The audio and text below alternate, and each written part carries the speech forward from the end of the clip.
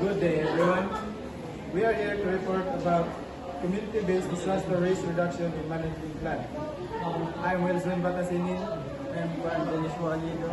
I'm Emily Bernales. In empathize observation, many residents in the Milag, especially in Creekside, experiencing flood problem because of drainage. Many people and residents in the Milag experiencing this, especially in typhoons. In data analysis, barangay official must inform residents in the Milag to renovate the drainage canals in creeks in the Milag. Barangay the Milag, especially the official, must request a budget in that problem because many people suffering in that disaster. In Define, residents of Barangay the Milag, Malong Protest Provision, lack effective and accessible mechanisms for flood preparedness, response, and recovery, leading to significant lost property and livelihoods. ID8. Brainstorming season.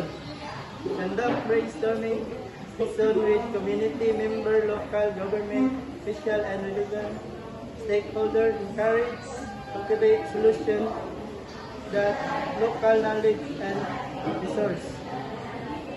Solution mapping. Map out potential solution considering their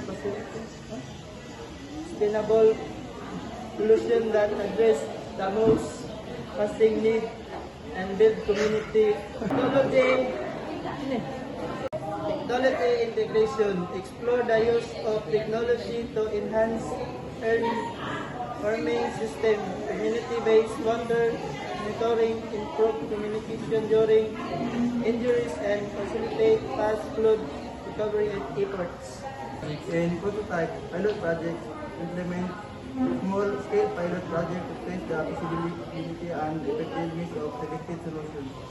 This could involve establishing a community-based early warning system, build a prototype flood resistant house, or conducting a community training program.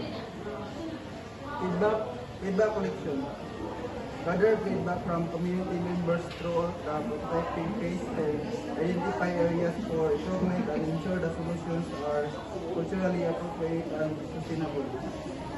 And test. Evaluation.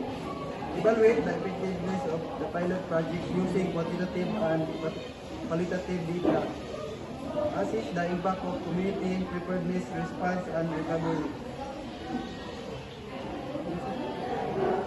Interaction. Based on the evaluation results, iterate on the design and implement of the solutions to improve their effectiveness and sustainability, ensure ongoing community participation in the evaluation and improvement process. That's all. Thank you.